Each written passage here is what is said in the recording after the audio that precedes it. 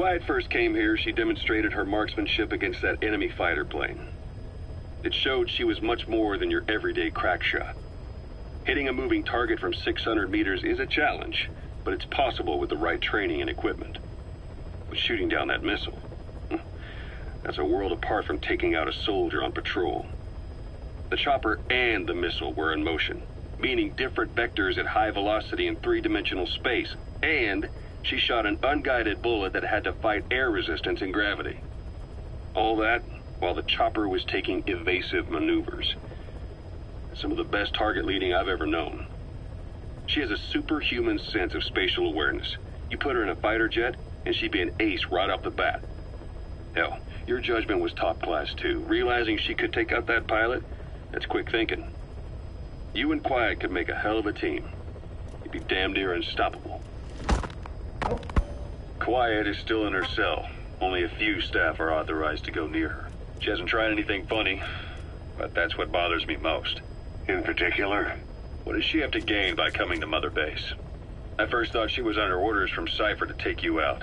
She didn't manage it in Afghanistan, so round 2 happens here. So I lighten the guard. And that lock on her door is a joke. You gave her an opening. And? Well, she hasn't killed you yet.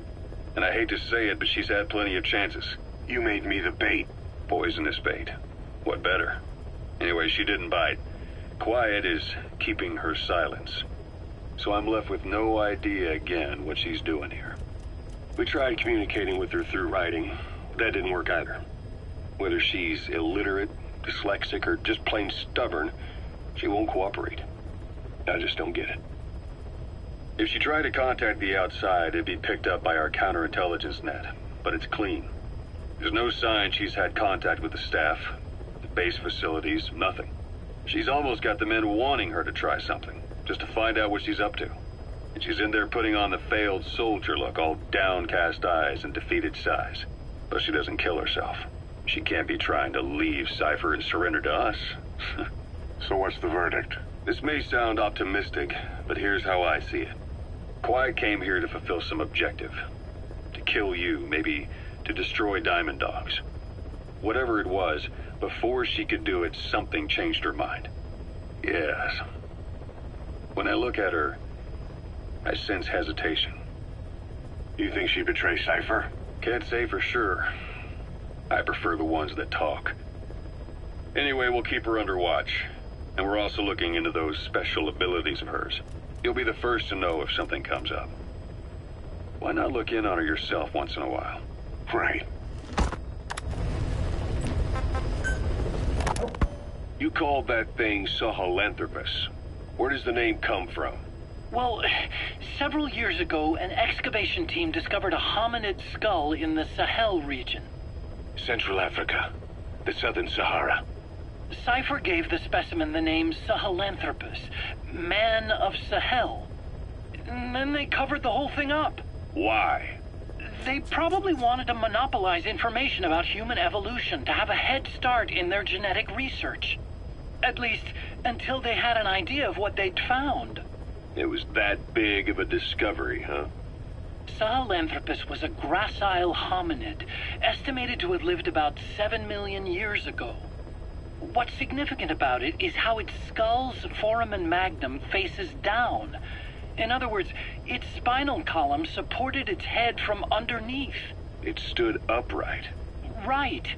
Which would mean Sahelanthropus walked upright 3 million years before Australopithecus, making it the world's oldest human species. Walking upright. I get it. Hence the name Sahelanthropus for your machine. Walking upright was the decisive difference between our ancestors and other anthropoids. Our brains could get heavier once they were supported by the spinal column. That led to the use of tools and the development of complex communication through language. Only man is capable of this. My creation will be the progenitor of all bipedal weapon platforms. And you did this for Cypher? No, not at all. Sahelanthropus is the best proof that I never betrayed you guys. What do you mean? The reconstructed Sahelanthropus skull looked exactly like the skull we used as our logo 9 years ago in the Caribbean. An army without a nation. outside the world order. The design was based on Pangea, the supercontinent that existed 250 million years ago, right? Yeah. When the world was a single landmass, that concept's at the source of our strength. I felt the same way about Sahelanthropus. Sure, I was forced to build it under their orders, but I always wanted to put its technology back in our hands someday. That's the reason I incorporated the old insignia into Sahelanthropus's name. Don't you see? That's how much I was thinking about you guys. Oh, I see, all right. I see someone desperate to cover his ass. You can say whatever you want after the fact. But that skull also symbolizes somebody else. Skullface. Snake, you finally came. Just don't record this, okay? I'm not recording anything. What's this about? What I'm about to say stays between you and me. It's about the weapon to surpass Metal Gear. You know a researcher by the name of Clark? He works in the biotech industry, real advanced stuff. His area is bioengineering, but lately he's also gotten into genetic research. Never heard of him. Well then, what do you know about cloning? I think I've heard enough. Hold on, this is important. Cloning lets you create a genetic copy of an organism. You take the nucleus of one of its cells, and you swap it with the nucleus of an unfertilized egg from another member of the same species. They started out working with plants, but since then they've had success with other organisms, including mammals. It's a hot area for a lot of places right now. Corporations, universities, research groups. There's no shortage of scientists out to get famous and patent their work, with morality taking a back seat. Isn't that a little outside your field? It's got nothing to do with my research. But I thought it might be of interest to you. Cloning, and Dr. Clark, I mean. Go on.